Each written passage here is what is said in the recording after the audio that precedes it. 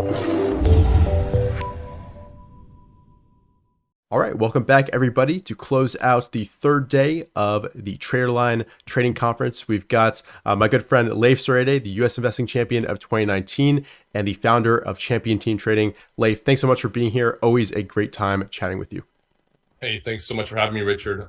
Congrats on the conference. A lot of big names up there. It's an honor to be amongst them, and it's nice to be able to come out here and you give me a little bit of leeway. Obviously, I could kind of do whatever I want, and today's the know your market signal. I feel like it's the right message at the right time. Maybe Right. we'll get some ideas out there. Maybe some of the stuff is basic, and then we're going to go maybe a little further with the signal within the signal, get a little bit creative, and give some ideas about how to protect your account better and recognize the environment you're in and know when to press your bets. And that's what this is going to be called know your market signal, and preserving your account and pressing your bets at the right time. I mean, that's kind of key. And you asked me to go about myself. I mean, I founded Champion Team Trading, which is kind of a platform where I journal all our thinking behind the different swing trades that we do. And it's an educational platform, and that's a lot of fun. And that's been going on since 2020. I won the US Investing Championship in 2019 and went to this FinTwit conference, and a lot of traders have reached out to me, mostly because of the win and all that, and trying to be useful. But you don't have to win maybe a trading contest to be to get known and stuff. You just have to be useful. That's really a good tip for anybody out there. If you're on Twitter, in finance Twitter, there's a lot of guys that are super useful that I follow that are not even in the contest, and you have to take ideas where you can, and some people do a lot of work there, and that's kind of a good thing to do. So I also have an MBA in finance. I'm kind of an entrepreneur turned trader in a way. It's just kind of the natural progression for somebody that has sold some businesses, and then you start protecting your money more aggressively. I come from a trend following background. It's obviously doing a lot of O'Neill style breakouts, and kind of going from there, getting more competitive as I go, and just making it full time eventually, because that's the only thing you want to do. That's maybe the right time to go full time, doing stuff like this and trading full time, when it's overwhelming your business interests and stuff, and all you want to do is look at the stocks and trade them. So that's kind of a clue for me, is when I'd rather do this than almost anything else. So look at the stocks all day, talk about them, and trade it. Trading is a lot of fun. So, and you got to know when to trade it, and that's the purpose of the interview here. So you got to know your market signal, and I guess we can go ahead and get into it right here. And let's dive right in. The signal components. So this is something I have on my platform, which is in a downtrend, you're on red signal most of the time, or yellow or something like that, because you're having a faster, more difficult environment. And it's really a read of the level of difficulty. That's the key. And I've seen other people kind of adopt this, color coding as, this is nothing super proprietary about that, but this is sort of how I look at it. And this is a problem that I had when I was, aggressively swing trading, previously, when I was kind of missing a few things. There's more to it than just finding the best setups. And sometimes finding the best setups in a downtrend is a disaster, because you're missing the full picture. You're not seeing all the ones that are falling apart, that are busting open and throwing back constantly.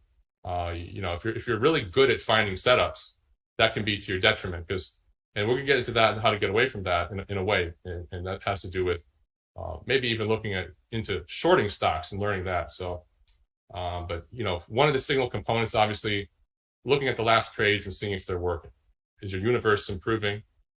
And we're all gonna have different universe of stocks that we trade, and you have to have certain criteria. Obviously, we're gonna get into that.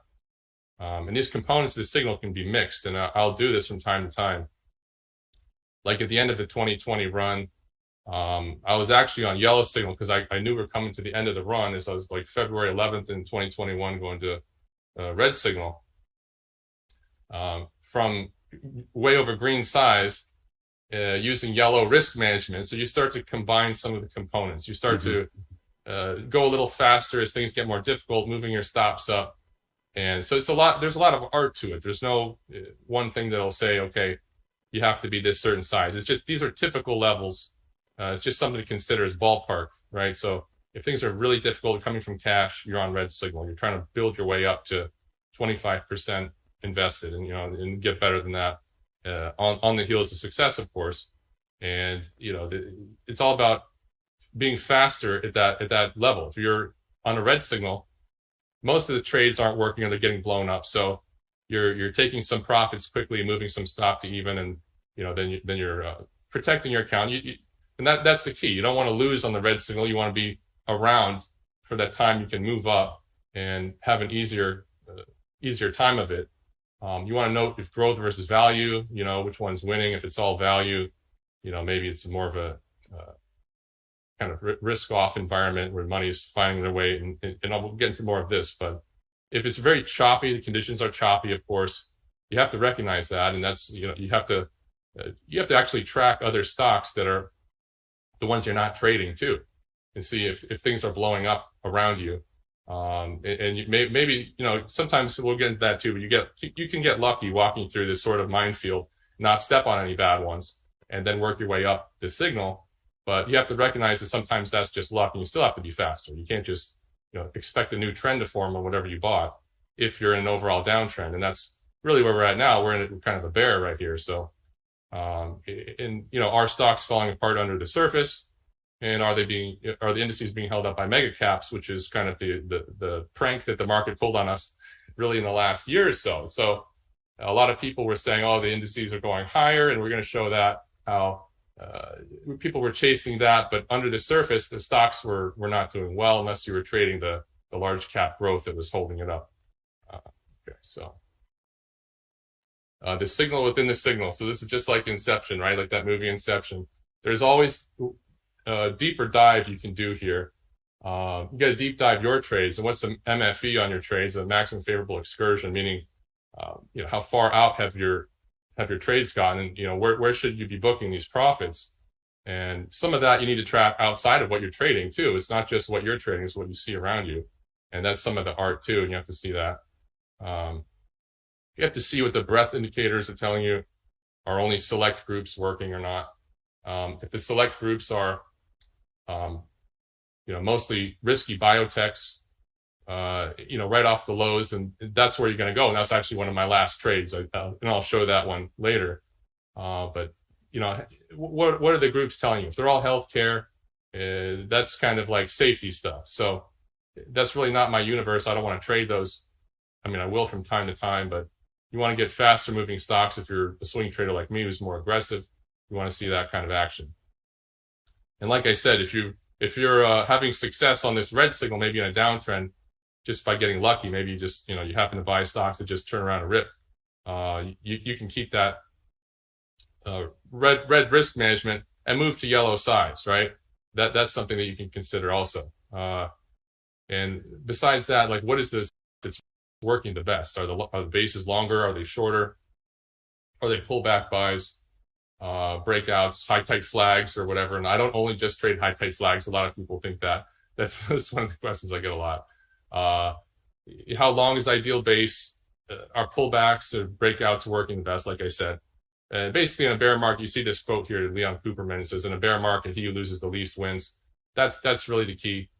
You don't want to lose your account. You just want to stay as positive as you can stay, and get ready for the leg up. So more of what's setting up, and this is some data from last weekend here. The stocks that are setting up for my criteria that I follow. This is generated by a TC 2000 list, and I put this into FinViz actually to get this nice graph here. But this tells me there's mostly healthcare and consumer defensive are the sectors that are holding up. Typical of kind of bear market action is the money looks for safety.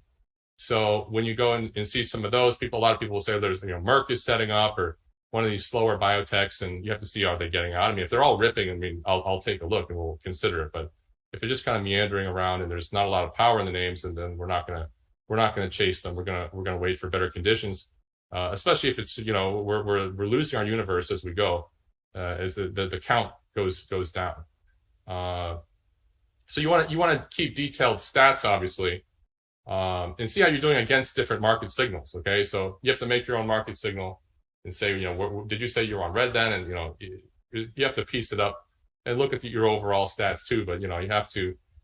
Stats are great, but you're not a robot, basically. Okay, so finding what's working best sometimes is realized too late. That's the thing. You have to keep up with what's working at the time. So you have to keep your eyes open to stocks that are outside of your stats, obviously. Otherwise, you're just going to step in it and get smoked. Okay, so no two traders can have the same results, obviously, and there's always an area to improve. So you have to study all that stuff. And then the MFE I talked about is, are you selling too early, and how far out are these trades getting, and your overall expectancy, of course. And the purpose of champion team trading is to kind of journally the thinking behind the trades and the discussions and the charts. So a lot of people have stats, but it's with no context. I mean, you have to track the charts themselves and take a look versus the industry groups. Was it a leader or laggard you're trading? You have to go back and kind of deep dive that group. And Market Smith is kind of good to roll back the dates to a certain day and kind of see what's going on.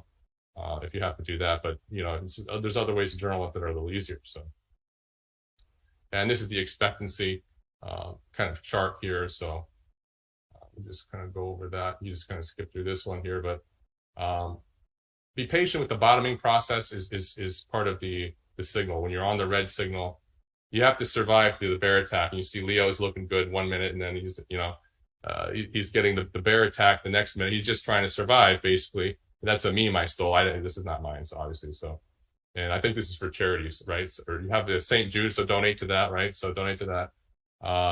So you want to survive the bear. You got Leo crawling out of there, surviving, and he's going to live to fight another day, maybe with a couple scratches there. That's the goal. Not all bottoms are V-shaped or even have an obvious low. Nothing must happen like the last time.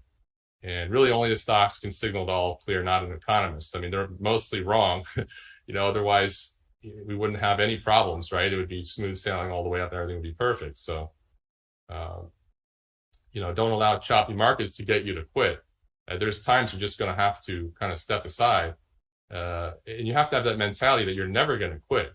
I mean, if you quit and say, oh, this isn't for me, it's too difficult, you just have to go back and realize that I'm going to show a slide that says, we'll show you in the last year that if you had a difficult time trying to be an aggressive swing trader, is proof that you just need better risk management and better sit-out power, basically, because the stocks that I track just fell apart in this kind of head and shoulders fashion that is unbelievable under the surface versus the index. I'll show that in a second.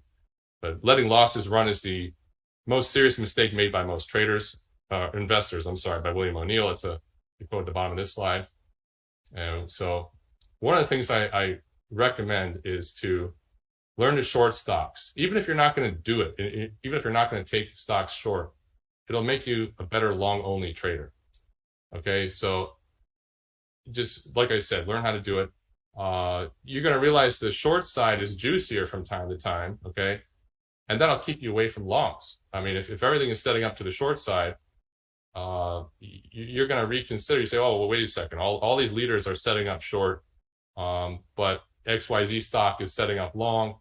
And, there's one or two stocks you can find long, and then there's 30 shorts. So this will kind of give you a better perspective that I don't think a lot of people talk about. I'm sure it's been discussed before somewhere, but just kind of a reminder to consider that side and learn it, because you'll see the setups outside of what you're tracking and how the leaders are actually acting. And if they're going lower and they're all shorts, you got to be careful. So obviously shorting is more risky. You got to prefer the bigger stocks, mega caps or ETFs to limit the buyout risk. If you're new to shorting, just learn it or try tiny and, go for the next cycle. See how it all works. This is kind of dangerous stuff. And there's a time to go long, time to go short, and time to go fishing. And that's Livermore. And there's a time to just learn shorts, right? And that's another thing if you don't know them. So if you're new, just, you want to check that out. But bear markets can last a while, obviously. And the best short opportunities in bear markets come when many stocks set up short at once across many groups. It's really, you have to go short kind of faster, and they kind of, they'll bounce you out. So it's a little different. I did a video with Nick Drendel there too. That I thought was pretty good, and it was perfect timing because right here is where he did the video. Actually, it was I think in June, and everything was setting up short. And he said, "Let's do a video on shorts." And I said, "Well, this is perfect timing. So check that out. It's got some interesting stuff involving this here too. Where June 8th, I cut some winners I had because things started getting difficult. So some oil stocks, P10, CRK, we got those to dance a little bit, but then they stopped dancing, right? So that's when the dance party's over and the records stop, you got to leave. And this is where I was putting eight stocks on short watch as they're all setting up to the short side, as you kind of have this kind of where are the buyers in this bounce, and then you're starting to roll. And shorting is kind of a personal thing that's, it's a little more aggressive risk management. You have to see if you want to take that risk, and if you do, you get one to work, and you can quickly move your stops and take a little profit and kind of size that up. You kind of have to do this all at once, maybe a little faster than kind of incrementally getting in long, because you only get these kind of waterfalls, once in a while, and they all set up together. So that's something to consider for the short side. So you got to be a little faster there. But something I focus on is the CTT trending stocks, and that's on my platform. It's a custom list I generate from TC2000, based on the Minervini trend template criteria, some of that, and Weinstein stage analysis, kind of positive sloping 200-day moving average, because we don't want flat moving average like so. There's ENPH and some other ones I was just going over recently, IONS.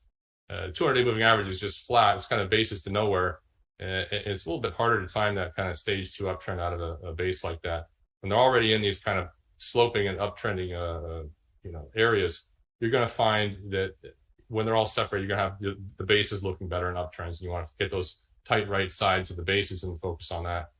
And other technicals that I put in the filter is you can actually filter out slower moving stocks. And I use filters for that that'll cut out a tobacco stock or a pharma stock. If the price movement's too slow, it won't be in the universe. And that's all part of the back test that I'm going to show with the CTT trend count. And that helps to get mergers out. Mergers make the list all the time, and everybody says, "Oh, that's so tight," But if it's so tight like that, it'll be off my list because the price isn't moving around enough. It's a kind of a slow stock at some point, not the first few days, but eventually it'll get kicked off the list. And I do this list updated daily. And what the list is, like I showed before, kind of tells you a lot. When you have what's setting up your universe, if it's all healthcare and defensive, you're not swinging growth, not really. So figure out what your criteria is, even if it's not mine or anyone else's. You got to figure out what works for you. And your favorite Fin Twitter tweeted XYZ is setting up. Now what? What are you going to do? You get sucked in this way. Just never consider a stock that doesn't fit your criteria. That's the thing. Maybe you want to trade lows and highs, but how do you turn something like that off? If there's a bad market, and there's always something to trade.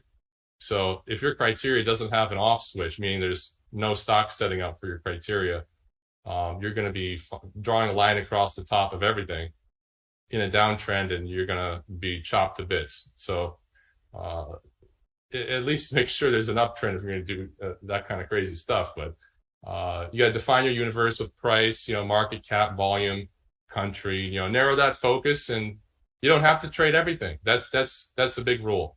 Just because somebody else trades it, if you don't prefer something so small or something so big, you have to, with the market cap and such and volume, you got to have some. I like some liquid stocks. I don't want to trade anything under $5. I want to see some volume there. 200,000 shares a day on average for 50 days, something like that. So some big liquid stocks. So you don't have to trade everything. So, and it pays to be consistent. And this is remember in Vegas, this was my speech there. It pays to be consistent pretty much. So in hindsight, this is a problem everybody has right now. They say, "Oh, well, some other system worked because something flew off the lows." But you're not going to have any FOMO if you just don't trade it. That's just your rule. Okay, that's a big problem for people. They see, maybe a Roblox or Celsius rip off the lows using some other style than they're using now, and that's fine if that's your style. You want to fish the lows, but if you're also trading highs, then you're going to be a little bit all over the place. And if you're below the 200-day moving average, you're fishing lows. And I don't have any fear of missing out when something explodes off of some low, because I don't trade that. And that's the focus that you have to have. So definitely buying near highs is the main focus. And like I said, you don't have to trade everything. And you see this chart behind me. I talk about candlesticks. I like a good open on the low candlestick is what we call it, actually, but it's a Mariboso candle there. And that's an oxy. I think we're going to get into that in a second. But if your universe is shrinking, you can expect more difficulty, of course. And you don't want to buy stocks in downtrends, of course. And like I said, you need a way to turn it off if the market's going lower, because if you're buying in your highs and lows, when do you stop? And you got to sit out when things are tough and persevere, and don't force trades if the conditions are not there, because you got to be ready for better conditions. Otherwise, you're not going to have your account to work with. So let's get through this one here. So this is the kind of universe of stocks in the CTT trend count. You can see we had this recent extreme washout is below 30 at the middle of June there. And you can see that it's kind of declining throughout this. So this means it's more and more difficult. But you can, along the way, you get these washouts, and if groups set up that are pulled back, you can swing some stocks for some short-term trading, and even in a downtrend. But there's also plenty of short opportunities here, and track your universe. This is mine. Maybe you have yours, and you can either keep it on a graph or back test it, and this is back tested. So this is what it looks like on the 5-year of the count, and you can see these extreme lows. You have the COVID low, you can see, in 2020, when very few stocks fit my criteria. In 2019, you kind of had a false low, but you can judge if that's going to be a real low or not. Like right now, we're having an extreme, but we're not out of the woods yet, because, and this is data from last weekend, of course, but you could confirm these lows with kind of the net highs and net lows. And I'll show that too. Is another way to confirm that's the low, and that kind of confirmed at the end of 2018, 2019 that you started to get some new net highs, or at least flat. You gotta start getting out of the woods to confirm some kind of a bottom, and the stocks have to set up. And there's certain levels where these stocks set up at a certain count, and then you want to start getting aggressive when they start setting up in around the different groups and things. And this is a look at the COVID lows, and you can see the new 52-week highs minus new 52-week lows. They started to kind of confirm the extreme washout I showed on the other chart. And you don't have to be the first one in either, because great stocks didn't really set up for like another week or two after the lows, and you're gonna be below the moving averages typically, but the best stocks will have the high relative strength, and those are the ones we want to target. I gotta move this. So, what market cap stocks are performing best, and there's a way to see that. So, at the end of 2021, you want to be in large cap growth, otherwise you're having some trouble, as the money kind of was moving there and holding up the indices as a result. And in deteriorating conditions, large cap growth was working, as everything rolled, like I said. And you can find diamonds in the rough, but you got to recognize the odds are against you if growth is kind of underperforming value. This is the other thing. So this kind of help visualize, what market cap stocks you might want to target, what's pulled back the most, what's turning up. So it's kind of an interesting way to look at it. And you can kind of see what I'm doing there and make that yourself on stock charts. You freeze frame it. Another look at, I'm going to move myself off here. So we have deteriorating breadth here is stocks in the NASDAQ over the 200-day moving average kind of were falling apart all year while the indices were going higher, while the NASDAQ was going higher.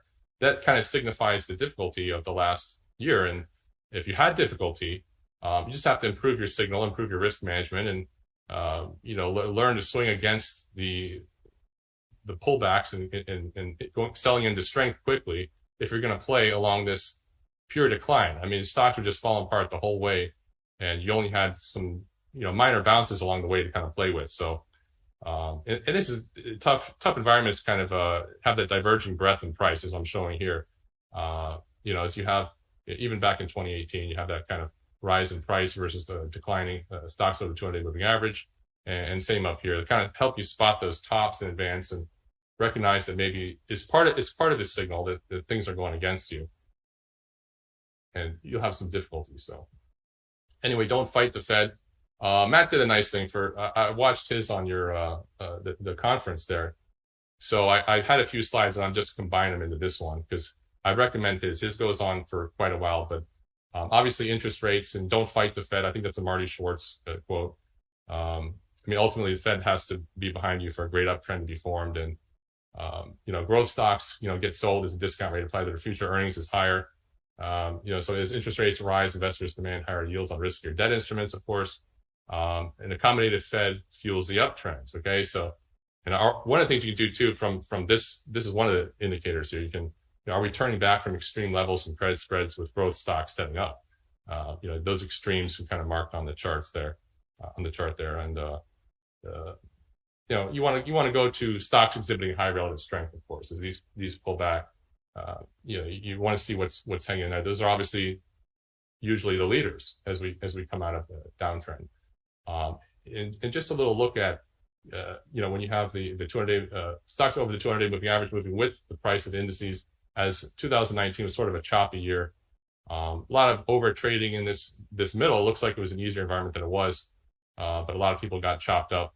And when I won the contest here, and it was a very difficult environment, but by the end of the year, some good buy points are going to set up as this kind of set up together. And you want to look for those periods, and it's like you can have all your returns in just a short period of time trading and swing trading.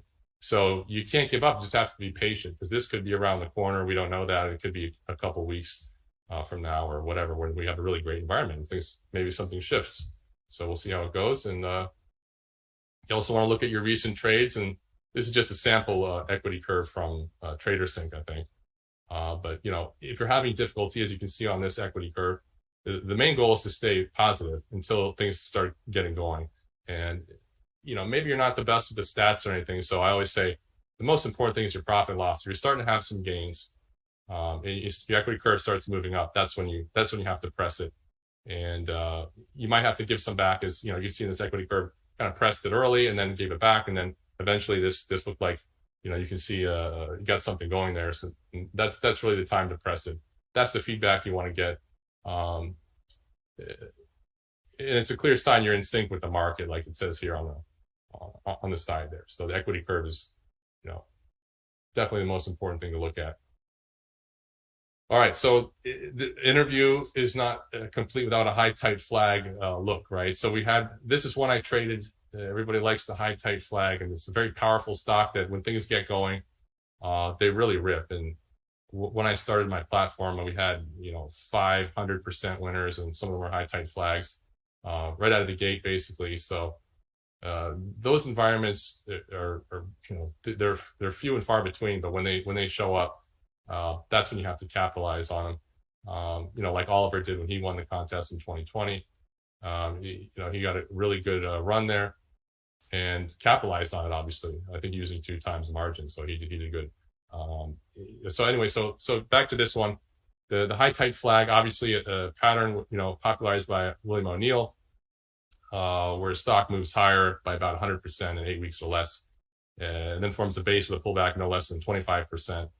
One of the things I say too is, like, what do the current high tight flag patterns look like? How many are there? I remember in 2020, we were going through 50 possibilities or something like that, trying to find which one we were going to attack. But LNTH is sort of the leader at the moment. And you see the initial buy point's a little aggressive, getting out there, selling some into strength, stopping even, finding another one because, there's no cushion into earnings. You want to get out. The second buy is marked in red, the rebuy. This time selling 2 sales, selling a little more and stopping even on the rest. We're trying to play for a bigger move ultimately in one of these. And at some point, I feel like this is going to go. And I tried to get it on the end here with the follow through day, did a little aggressive buy kind of over there, sold some of the strength. And I noted, this is difficult, probably stop even if that's what you want to do or something like that. If someone took the trade like this, but I got caught in the rest of it on this one here. So A lot of the high tide flags recently, they're very rare to start with, but it's kind of rare that they're all commodity stocks. Okay, so when you get these commodity stocks, there's really no N in CanSlim, meaning new. There's nothing new to it. It's a coal stock, very old technology, but what's new is, I guess, the prices are higher. So, this ended up throwing back to 105 from here. So you're not getting much. Once these are that extended, the throwback rate is very high. So I think trading these more aggressively made sense. And you can always go back and analyze your trade. And, one of the things I could have done this year is sell a little faster instead of giving it so much back even. There's all the things you can do to analyze your trades. And with something like AMR here, this kind of went out and it looked good, like it was going to trend forever, but they don't, especially something like this, and threw back. So CTIC, it's a little skewed, this chart. I think it's spread out funny, but one of my rules is I don't go below $5, and this is a high tight flag. So I kind of passed at this one. Everyone says, okay, well, why don't we buy this one? And, Leif, what do you think of this one? Everyone's talking about this, but if it's below $5, I don't want to buy it right at $5 either. It's just kind of a general rule. Don't go below $5. So I passed on this here. And some of these will blow up too. Okay. So you got to have proper risk management. This is kind of a risky biotech, but you can see where I kind of measured it here, and there's really no supply in the pole on this chart here. And we did end up getting in this one though. So you don't turn your back on one, and I'll buy it higher sometimes. Is this kind of set up better? It turned into what I call a rocket base, where the high tide flag failed and the base went, over 25% and less than 50%. It's just the way I measure a base. Is obviously you want to buy it correctly on the end, looking for a pullback buy in there and eventually set up at highs. And that's what everything was, this is what was working at the time, kind of biotechs. There's a few at the highs that got out, and I sold most of it this time, some up 10% and then 5%, and closed out most of it right into strength, because the market is just too choppy and difficult, and hit even on the trailer. And maybe we'll get back in it. I don't know what I'm going to do with this one. It's not what I want to put my whole account in either. So, because it's kind of no earnings, speculative biotech, smaller, all that. So a little riskier, but in great environments, these can get out and really be rewarding. So, one of the things also that I talk about is what is not a high tide flag, in my opinion. Okay, I don't want to start a thing where I have a rule everyone has to follow, but there's some room for interpretation of the high tide flag. And the way I do it is make sure that there's no supply in the pole. Okay, the rise is the pole. This measurement with the 118% off the low in 8 weeks or less, and then you have this kind of 25% or less correction in the flag.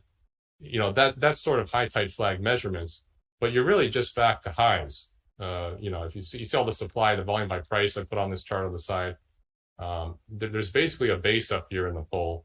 The 50 days not even over the 200 days, so that's another problem.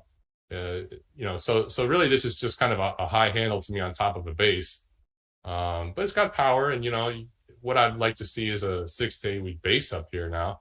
But I typically don't trade Chinese stocks. We're just talking about the technicals here. And what I would say, what I personally don't treat as a high tide flag. I would demand more time out of this. And you can see maybe a little mini spots on this, in this flag, that everybody probably tried to buy it, but they're early. So, that's what I said. I want to see more time. That's what I do. And, you have a full base in the pole. That's it. That's not a high tide flag. I demand more time. So, Celsius is kind of a newer issue, I think, at the time when I traded this. And this one, it got out over 100%, made the nice high tide flag, and sort of a textbook example, sort of 3 to 5 week base. And you're looking for as early of an entry as you can, wherever you can find a decent pivot. This is 4 days, kind of fired up, opened on the low, kind of pressed out on some volume. And then you're selling up into this strength here. And ultimately this went to $100, but from this spot. So, there's always a way in one of these winners, but there's plenty more times you can get back on the name. You never turn your back on it once you sell it into strength and book your profits. And then we're trading other ones in the meantime, while this kind of based out for a while, and you can always get back in it. So usually I'd close most of the high tide flag up 100% or so. and this is typical of really great environments. I'm not trying to say this is what's going to happen right now. You got to have an uptrend and the other things for the kind of green signal. But these can be kind of in the universe by themselves. If you do have a new popular company that comes out, they can live in their own universe and kind of do this trend without the market. So, like I said, there's more spots to get back in. And if you want to get a scan for it, this is one of the scans we use. You could email us at Champion Team Trading for this scan. And some of the stuff can take off the average true range. You want volatility kind of moderating. These are all kind of ideas and ways to see like a nice buy point on it too. And then considerations for what exchange you want to trade on, market cap, things like that. But you want that, and I suggested to somebody the other day that maybe you want to open it up to see 80% rise and stuff like that. So you can start to track them. You're not going to have to go through too many extra stocks usually to see that. But in this environment, you're not getting too many of these. But the other real trading technique I used is average true range. And I use this for different reasons. But ultimately, I was finding that my better breakouts were having the average true range contract into the breakout, meaning the tightening. It's the mathematical calculations of the price tightening, basically, is it visually will kind of show you the tightening of the pattern. And I don't need it anymore, really, but I like to see it. It kind of turns up when it makes the move, of course, but you want that declining into your buy point.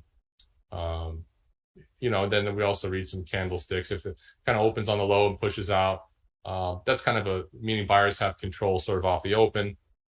These are all things we look for with volume and real volume. You're not on a 1 minute chart. You want to see kind of volume coming in up to the buy point, preferably, or excited volume, right at the buy point. If it opens right at the buy point, sometimes it's not going to be perfect. I mean, you're going to have to use your best guess. If you see a lot of activity and action, you do get this kind of move like that. But in this environment, this throws back too, so you have to be faster. So at the end of the day, I was selling some, and I think I stopped out on the rest of it. I can't remember the rest of this trade, but this is why we journal it. You have to go back and see how these acted. And this is just an energy stock, once again, like a high tide flag type of energy stock. And, it's kind of a nice 45-degree ascent into the flag. And then you get that nice little pop there. So as it tightened up and some volume came in and buyers were interested. Trade management is always something to consider based on your signal too. Okay, so that's where you mix the art and the science, and what are you seeing outside of your stats too. Is everything else blowing up? That might be a time to take a quicker profit. Maybe you got lucky and got the 1 or 2 breakouts that are working. But that's the time you can use some of that money to try more, and maybe everyone else is just slow to it and you're getting it right. So you want to press it, and sometimes you're going to have to give those gains back if you're wrong. But that's part of the signal. You can't get too beat up if you're lightly invested, especially in a downtrend. That's the main goal in a downtrend, is to not get beat up and get ready for the swing, the upswing. Let's see. The more risk you have on, the more difficult it can be to make good decisions, of course. If things are choppy, you're going to be all over the place. So you got to recognize your conditions. And, if you've timed the movement correctly, your first commitment will show you profit right at the start, basically, as a Livermore thing. Basically, meaning the stocks get out right away. If they stay out, then you're in good shape. And you move some stops to even there. This is us in the pools. I don't know how this got on here. I don't know what this is. This Q&A, this leaves more questions than answers here. So I'll let you go from there. Perfect, Leif. That's awesome. And yeah, there's plenty of questions here, and we had a few that were submitted in advance. First things first, I wanted to hear, because there's a question that was asked, basically, in order to determine your overall signal, is it more about the indicators that you kind of talked through today, or is it about how the stocks are acting and how the setups are performing in the current environment? Yeah, I mean, once again, it ultimately comes down to the stocks that you track. I mean, if they're not there and there's no setups, you can't just throw your money at anything. And like I said, with the LNTH, the last one, that's the best one I could find after a follow-through day. Wanted a little bit of risk. So, you have to stay in your universe.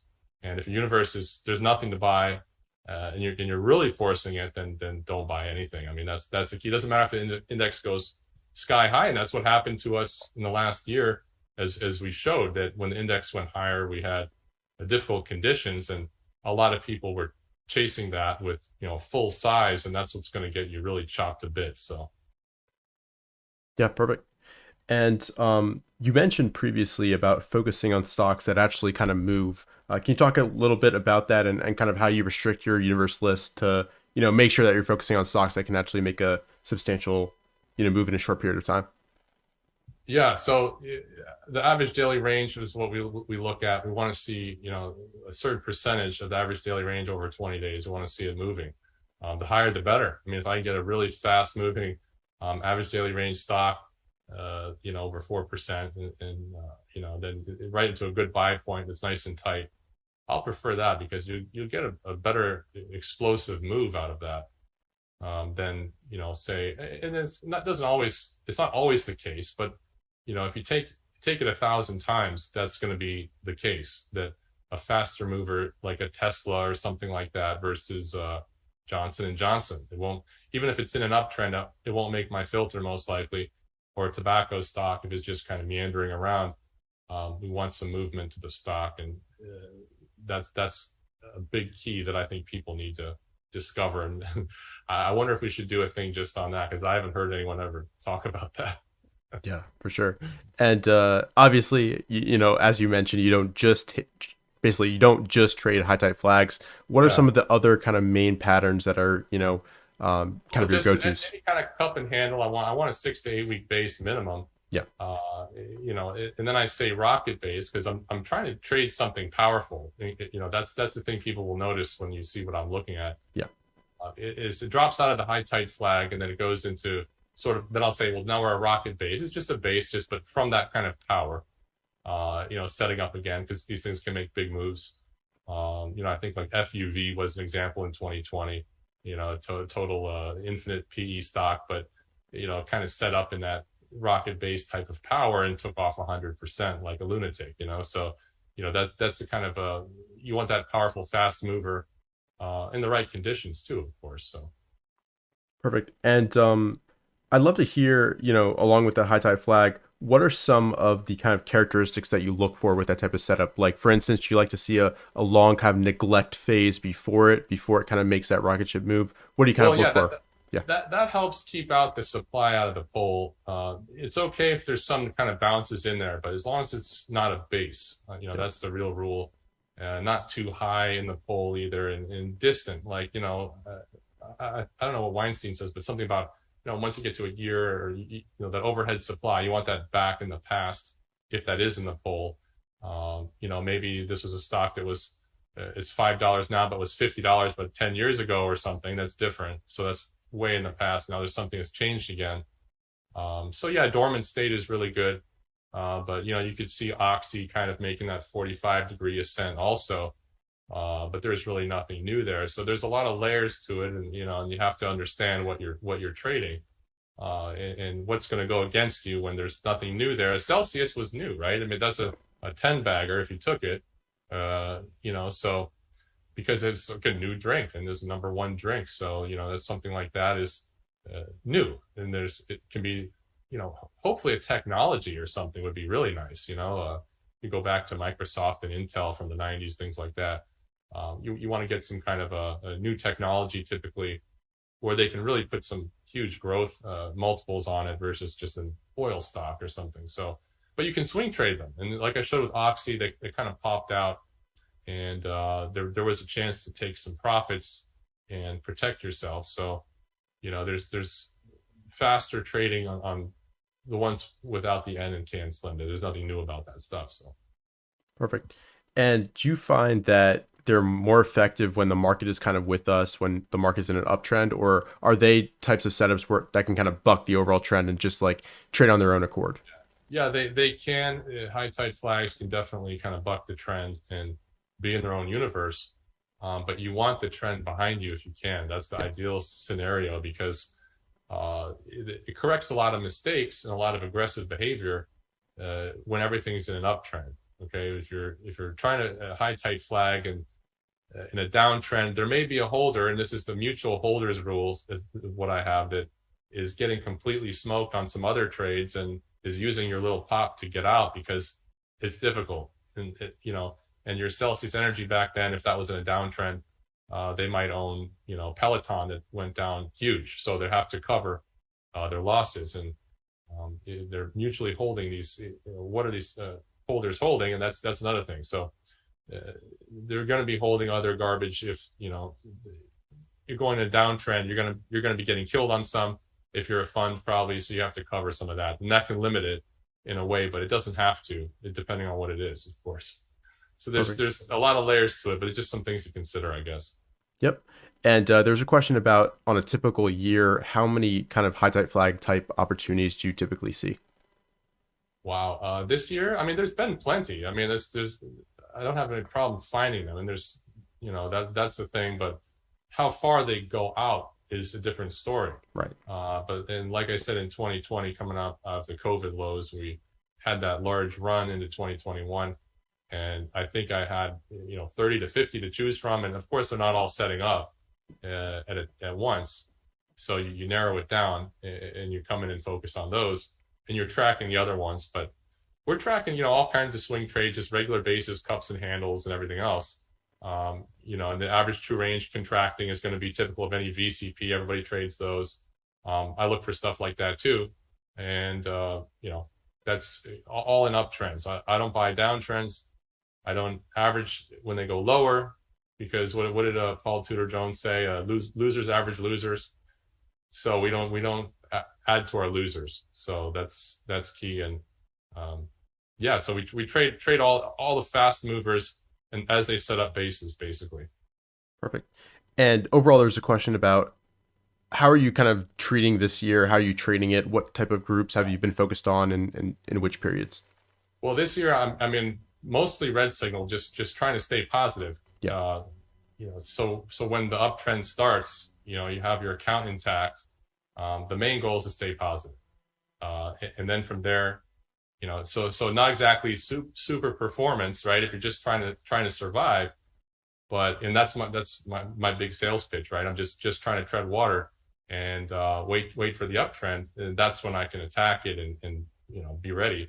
But that's what I'm more focused on, like kind of pullbacks and some groups setting up and then trying to get in them and getting out slow, quickly, and focusing on what's working. As even in a downtrend, some things are going to work. You have biotech blasting off the lows and things like that. But it's a little trickier. And sometimes when you recognize biotechs are working off the lows, it's too late. Now you're chasing the laggards, and you want to buy the leaders, not the laggards, and that's hard to do. Perfect. And there's also a question, which you already kind of talked about a little bit, but in bad markets, even if there's a really prime setup, are you going to take that, or are you going to be a little bit more hesitant and maybe just see how it acts? I mean, I'll be cautious. You got to demand perfection in a really tough environment. It's got to set up, like you could put it in a textbook. That's ideal. Yeah. Or, you got to have that follow through day. You got to have some good reasons to get behind it. Several in the group are setting up despite the market pulling in. And then maybe you have this kind of pop in the group. If you combine all this stuff together, you can swing some, into strength as the market kind of bounces along the way lower. Even if we may have made the ultimate lows, and we'll have to see in hindsight. But ultimately, it's all about the stocks, and it's slim pickings, as you can see from my trend count. There's not many stocks to choose from. So that's key. You got to recognize that. Perfect. And there are a few good questions about kind of executing on your ideas. So say you have your focus list, you've got a bunch of ideas ready for a particular day. On the open, how do you choose what to buy? What are you looking for? And do you wait to see if volume is coming in? Sure. So what we do is, I'll have my focus list for the day, the ones that are setting up the closest to the buy points, the ones that I would say are viable. And then I'll see really on the day, does it have any group strength? Is there real volume that's not just on 1 minute? Is it building up to the buy point? That makes me more interested. So you want to see some real institutional buying. That's key. And you want to see the relative volume. You want to check that. Right. And I use different tools for that. TC2000, FinViz, MarketSmith has some stuff that shows up kind of later off the open, but that's good too. So yeah, you want to see that relative volume coming in. and really be fast about it. And I do have some, like I said, FinViz and TC2000. That'll help you right off the open, kind of see, on your list and your quick focus list. I mean, you can put a huge list up there. It'll sort by RVol right off the open, and you'll see which ones are popping. But you want to be focused and not go so wide for your own trading. You want to start in there with a plan and focus on, your checklist. What are the groups doing? Is there volume there? What is the market doing on the day and all that? So there's a lot of stuff to consider, but you do want to see volume, but it doesn't always have to be there. Stocks can still work without them, of course, without the volume, and that can come in later. But you want to stack the odds in your favor, right? I mean, you want to see. You want them to show you one of their cards or something, right? If you're like playing poker, you get a little edge there. So that's what you want to see. And do you execute most of your trades, in the first 30 minutes of the day, or does it really depend? I know some people like to trade right there, but some people say there's a lot of noise and wait till the end of the day. How do you personally handle it? I will trade earlier in the day typically, and that's when if the volume and the traders show up and the buyers and institutions show up to a stock that's going to go that day, I want to be involved. So typically earlier in the day, I don't have a rule. I'd like to wait a few minutes off the open to see if I'm getting faked out, but I've gone as early as a few minutes off the open or 1 minute off the open if it's the right setup and it looks perfect and there's some volume there. So. And you talked about that candle, I forget the actual term, but where the open is pretty much the low. Can you talk about kind of what that signifies for you and why you like that? That's something I want to see too. So there's a lot of stuff to see and with experience and practice and studying the actual, not your stats, you're studying the charts. You got to see that. The ones that are great kind of open on the low, and it's called the I can't even say it myself, Bozu candle. Is a candlestick pattern, but we just say open equals low because it's a math problem for us, because we'll have this check, and I have this for TC2000, it'll show if it opened on the low and then the check right next to it. So we have all this extra stuff going for us, and that puts it in our favor, and you have enough checks from the technicals to match your own ideas and your own study. But opening on the low and pushing higher means that right off the open, the buyers are in control and it didn't check back below that level at all. And that's what I want to see ideally. And of course, you can have a light fluctuation, very, very little. We'll still, prefer this type of candlestick, but ideally straight up, from open equals low to a good breakout. Perfect. And the buy point too. Yeah, perfect. And we've got a couple questions about shorting, and I'd love to actually go back to the Cisco chart that you shared, if you don't mind, going to that slide, and just kind of talk about what you look for in a short setup, because it's a little bit different than just buying a high tie flag or a base breakout. There's a little bit, it's a different situation. So I'd love to hear your thoughts on that. Yeah. So let me go back to here. Let's see. Sorry to make you go all the way back. No, I got you. There you go. So, when you're shorting, it's just a little bit of flipping the chart upside down sometimes. You want to find stocks with weak relative strength. A stock crawling along the 200-day like Cisco couldn't figure itself out there. I just turned into a technical short as the market was kind of, I think a lot of things rolled there together, but it didn't participate in any kind of uptrend there. And then I'm covering down there into the weakness. Trying to get out before earnings. For shorts, I like to get out, but they typically go in the direction, the earnings go in the direction of the trend, and the trend was lower there. So, but I got back in again as a kind of, and one of the setups I like is kind of earnings disaster, then market-based bounce and roll, and it's kind of technically set up a little roll spot. And I was just looking to get back in because I'd already had success with the last move. Mm-hmm. And that's one of the things I like to prefer is, sometimes I feel like I'm in step with a stock. If I, like LNTH, I took it 3 times. The third time, I bungled it a little bit, but I'm going to keep going back into the same stocks that work for me because either they trade favorable to my style, or I don't know. It's a good rule I have that tends to work. And, covering some into weakness right away, letting the rest go to see if we get any kind of downtrend. But these aren't going to go to zero. You got to cover them. The company is a good company too, but it's just, in this market, they're selling everything. So you just, trying to just do a trade here, So covering into weakness, maybe even down to that 41 might have been a good spot. And those undercuts are those kind of areas that you want to cover mostly. But I don't think this one actually undercut the earnings low there, because a lot of people get stopped out. It gives a lot of liquidity, and that's a spot to cover down there and buy, because if someone's puking it up there, and then you're going to get your bounces, and the moving averages will catch up and maybe push it lower again. So we'll have to see how it goes. So just looking at the chart, it looks like we're in a longer term downtrend. We formed Yeah. a type of consolidation. There's some big red bars indicating a little bit of distribution. Do you then do you look for some type of rise on lower volume and into a moving average or prior area of resistance? Is that kind of what you're looking for Like here? before the break, either you're having a lot of downside volume but it's still tight, or no volume, and there's just very, very little interest. Like we could see here, before it rolled in June, there's just not really any buying interest at all. Just kind of hanging out there, and timing it with I think the market is kind of rolling there too.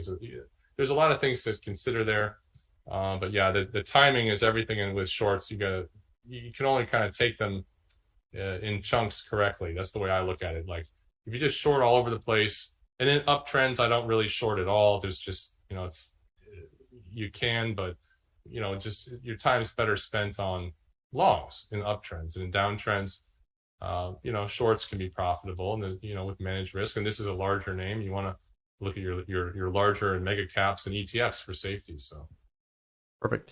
And there's a question from Oliver. Does Leif treat short position sizes the same as his longs, with all other things being equal? you can, yeah. It depends on how much traction you're getting, of course, and if you're just starting out, but you got to get short really fast. So it's a little bit tricky to get. I'd like to put out a lot of watches for shorts, because if you're choosing to get short, you have to do it on your own. It really depends on your last trade. If you got something short, Cisco worked great and broke, I might be getting short something the same day, moving the stop, and then another thing and another thing. So, and then you're moving your stops to even and going and trying to get some size onto the short side. And that comes with experience, and you want to be careful with that, of course. But you only have a few days sometimes to get those good short points, and then you're buying or shorting kind of in the hole and extended. You don't want to do that either, because you'll get chopped up and bounced around. So you do want to do something like I'm showing here, these kind of rolls and these drags where nothing's going on, and it finally gives up. So yeah. And do you count your portfolio exposure to shorts into that red signal maximum amount for position sizes? yeah, I mean, I'll go over that on red signal, but it's just the level of difficulty. Right. You have to be careful with that. It's just you're not going on green signal. It'll be just red signal for me. I mean, I don't consider it. You want to be fast with these too, because the market turns around. The long-term trend is always up. You only have so much time, so time it's always almost red signal management on shorts, just because the level of danger is 10 times more, and you have, like I said, you only have your few spots on the chart to try it. So as they all set up short together, just like with longs, like when we come out of this bear, there'll be a lot of stocks setting up to the upside. Yeah. In a downtrend, the stocks will set up to the short side sort of all at once. Also, they'll all start to bounce and almost all start to roll, and you start to see, maybe Microsoft rolls and get a clue it's going to be the Qs or something like that, and you start, looking at the similar stocks, and you have your spot, and you only get that. Those spots only come up once in a while. Right. And a lot of, the classic books that we've read, O'Neill, Minervini, they don't really go into selling short that much. Do you have any kind of recommended resources, or how did you basically gain confidence and figure out how to sell short properly? Well, a little bit of practice and just recognizing the downtrend and being patient. But yeah, no, I think Gil Morales has a good book, How to Short Stocks, I think, with O'Neill. It has an updated one. I do it a little differently than that, of course.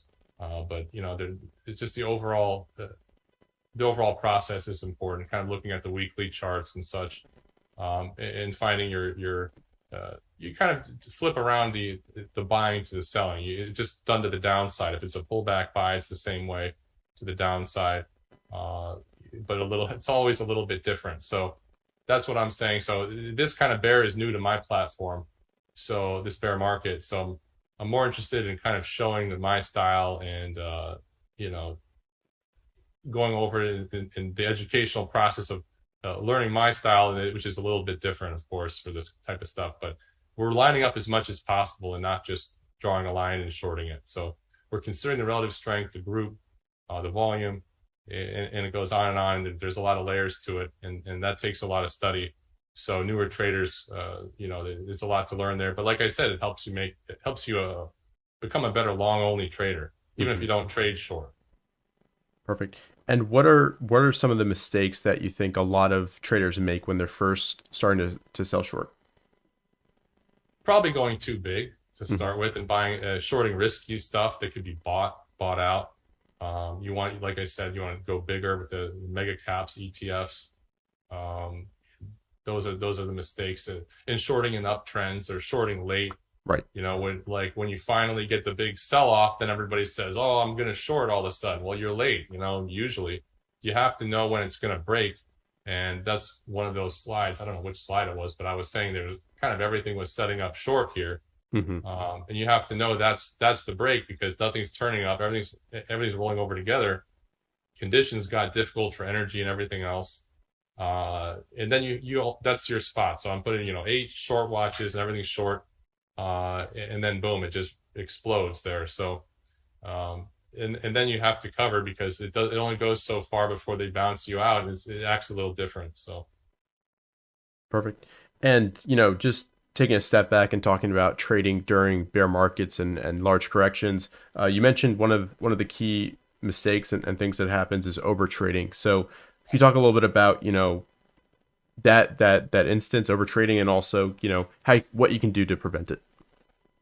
right, well, over trading, I find that it mostly comes from being good at finding setups. Okay, and a lot of people watching this, the trade on Twitter and stuff, they're great at finding setups, but you have to be great at this. Is why I say learn how to short stocks to know that you're swimming against the tide in certain markets. Right.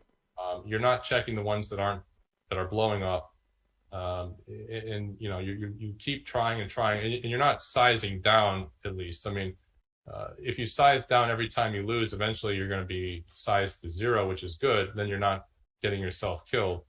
You're not getting chopped up. Well, you're getting chopped up a less. Okay, so you have to with every so many losses, you're sizing down because you're either out of step with the market, not reading it right, the conditions are not in your favor, or any other number of things that you're messing up, or buying it wrong, or buying it extended and not recognizing where the good buy points are at the time, or just not recognizing you should be sitting out. I mean, you're in a downtrend here with you see the Nasdaq, and the 200-day moving average is sloping down. Eventually, it'll be sloping up again. We got to be around for that. Otherwise, you're gonna quit at the lows, and you're not going to be ready for the next uptrend, which could be around the corner. We don't know. Yeah, absolutely. And do you have a separate process for kind of screening for short setups, or it's just kind of your normal Yeah, routine? Yeah. yeah. I mean, I'll look for a lot of high PE, larger cap names. I'll look for those, and uh, sorting by market cap kind of makes a lot of sense. And you want to, I can sort by you search for average true range tightening, so you get a tighter area, and that'll show up even in these types of rolls. They get tight, and if they liquidate too fast, like you can see the roll at the end of June, Hmm. that's like a 1 day roll. That's why we kind of bounced right back to it. I didn't really get involved with much there because it didn't really set up. It's just kind of 50-50. It could go either direction there. Now you get tangled up in the 50-day moving average and other things like this.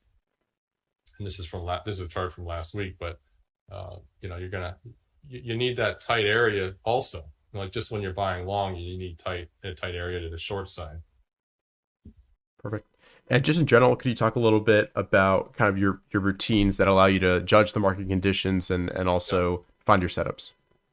Well, yeah, my platform makes me have a very strict routine where I go over weekly all the indicators that we use. We go over all the stocks that are setting up. What are those stocks doing? What are they telling you? And what groups are they in? There's so much to go over. The routines, you have to see the stocks. Are they at buy points? Are they tightening up? Are they failing? You have to judge it for yourself, and you got to see, what size you're going to put on. You got to come ready with some trade ideas from your lists, and maybe in different groups, because sometimes a coal will just come back, and you're not ready for coal. What size were you going to put on that coal stock that just popped or whatever, right? So you need to come in with kind of multiple ideas, especially if you want to be aggressive. But sometimes less is more. Like if you're not having a good time and you're in a downtrend, maybe you shouldn't be buying at all and be less good at finding setups. So, don't push it so aggressively if you're in a downtrend and demand that perfection. So, but what I do exactly is there's a lot to it. I'm going to leave out a lot on that for sure. Sorry. Yeah, no problem. And kind of on the mental side of things, is there anything you do to make sure you're ready for each trading day and you're ready to kind of execute with confidence? Yeah, I mean, you come in prepared with the lists, of course, and you have to know your stocks, know how they act, and know what to look for. And if it's not showing you what you want to see, don't do anything. If it's you're seeing volume through a buy point and it's something you're considering, you have to be able to pull the trigger with no hesitation. And I know someone asked me if I use market orders or buy stops, and it depends. It depends on how things are moving, and markets buys are fine too, but buy stops are good. But I try to make them close to the buy point because I want to watch it at the buy point. So mostly market orders, especially because I buy more liquid stuff too. So we're not buying the thin stuff that you're going to pay up for. So that's key. Perfect. And there's a question that somebody submitted in advance, asking you about losing trades you've had, and what you've learned from them. So maybe there's kind of a few memorable trades from your past, which I'm sure you learned some lessons from that. Hopefully there's a good story there. Yeah, I mean, maybe the worst trade I think I've done in the last few years was I think into the COVID lows. I think we did our interview and I was talking how I went to Legoland with the kids and said something's not right, and then we went into this COVID crash. But I put my money in some money in like a mint and near. Like you want to be careful with some short-term instruments for cash that don't assume they're going to be great, and you can get kind of whipped out of one of those too in a disaster. So that was maybe one of my worst trades, getting stopped out of a cash position. That was one of the worst trades ever. Didn't expect that one. But you do your homework on where you're putting your money, obviously. But when you're studying your trades, you want to look at the charts and not just your stats, and get a clue of what's actually working and what you trade best and what patterns you trade best. Are they pullbacks? And you've got to track that. These are all in your stats too. You should be keeping this. So all that stuff's real important. And I don't know, did I leave anything out? Well, some key lessons. You mentioned a few, but yeah. The lessons are to go back and look at the charts mostly and see if it was a leader or a laggard. Okay, that's another thing. A lot of people that when they get stopped out, they don't understand they're buying laggards mostly because it's like the last energy stock run. There was a BRY. I don't have that up here, but it was kind of making a base, and the rest of the stocks had already moved. And this are versus the industry group, it was kind of laggy. So you want it strong versus the industry group itself and the market right into the buy point. You get the RS line cranking with the industry group, beating the industry group. You want a stronger one in the group. Coming out through a buy point, and sometimes people they'll wait too long. They'll see, this is one of my mistakes too. I've made this. You see, okay, well, energy's working. Now I'm buying a laggard, and the ones that the professionals don't want to move up so much, and you get sold to. So it's important to buy those leaders and the first ones out. Perfect. And in some of our prior interviews and talks, you've kind of talked about your background a little bit more and how you went around and tried every trading style known to man. Yeah. Eventually you've settled and developed your own style. But, a lot of people watching this conference probably hear, there are a little bit different perspectives. There's kind of a general momentum theme with a lot of our speakers, but, they're hearing a bunch of different strategies. So can you kind of talk about your past, trying out all those different strategies and how you finally settled on one that fits your personality? Well, I've tried some of the more stressful things you could do is trade like E-mini futures during the day. And I talked to Anthony Crudele about that in a talk once. And that's really wild stuff.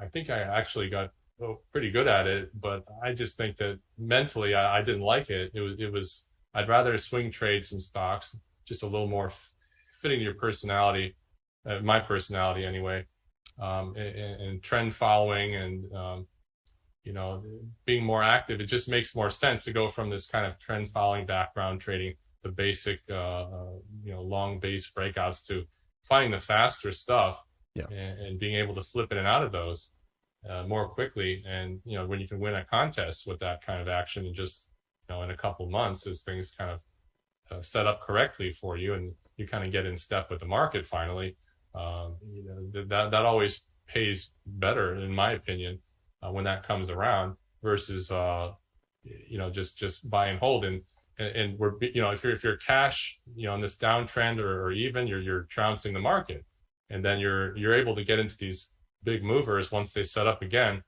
versus a 10% move in the market. You can get 10% moves all over the place if the conditions are right, and compound in and out of that. And that's not right now, of course, but that'll be around the corner at some point, and I want to be ready for that. And that's the primary focus of the red signal, is to be ready for the green signal.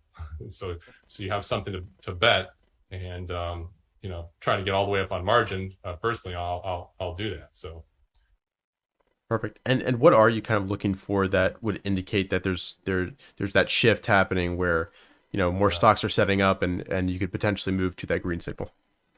Well, the stocks will start moving out of buy points, and they'll start trending. I mean, right now we really don't have anything trending well. We have trades, and they kind of shoot out, and if you're lucky, you can catch a move on them. If you're buying a laggard into a washout, you're going to take a stop. But that's we want to see all the indices setting up. We want to see the breadth improving, and I want to see my universe expanding when I do these scans. Coming off the extreme washout, they're expanded a little bit, but a lot of that is in safety stuff. I want to see them move into growth, technology, and the stuff that's really going to give me returns, versus trying to swing trade slow healthcare names and things like that. Perfect. And this might be a little bit of a fluff question, but what are some of your No, I'm kidding. what are some of your favorite trading quotes, and why are they meaningful to you? Favorite trading quotes. I do like that Paul Tudor Jones, losers average losers, because it is so tempting to just buy stuff. And that's such a great picture with him on the wall behind him, just like a boss. I love that quote. Well, I guess it's on his wall, but that's the quote, right? I mean, so that's the idea behind it is great. So it's one of my favorites, and nothing else really comes to mind. That's what we're talking about. We don't want to average down in this mess. We want to get ready for the uptrend. Yep, absolutely. And that's kind of my last question, Leif. What is kind of your general advice for traders during this time, so they're finally ready when the bull market eventually does come? Well, like I tried to show, you weren't supposed to be swing trading trending stocks in this way. It was kind of falling apart the whole way. So if you didn't have any success, don't be surprised. That's the kind of post analysis of the last year, showing the difficulty of how the stocks, at least, is said for me, they're not there, and they're getting worse all year. But they'll set up better. I mean, that's the key. And you want to recognize it. Just get better every time this happens. Hopefully you get better, and then you're going to stick with it. And then next time you're going to completely trounce the market, because if you manage your account through this messy downturn, you're going to have a much easier time when the index is going higher, breadth's improving. It's going to cover up it's going to cover up a lot of your trading mistakes. And you got to focus on leaders. You got to focus on fast movers with something new in it, all the Cam Slim stuff. And, there's always going to be a buy point that fits your criteria at some point. So don't have FOMO. Don't try to buy everything. But just get ready for the uptrend. If you're a swing trader, the uptrend is where you need your account for that. So just you got to persevere through the downtrend, and that red signal is kind of like the idea that I'm trying to give at this time, that you got to protect your account in these kind of conditions. Right. So when the uptrend resumes, you're ready to go. Perfect. Well, Leif, thank you so much for your time. I really enjoyed it. I think a lot of people have questions about shorting stocks and determine market conditions. So it's really relevant at this time. Hopefully this doesn't mark the bottom because we're starting to talk about shorting, but actually hopefully it will. We'll enjoy that new uptrend. So thanks so much, and to everybody watching, we'll be right back to close it out.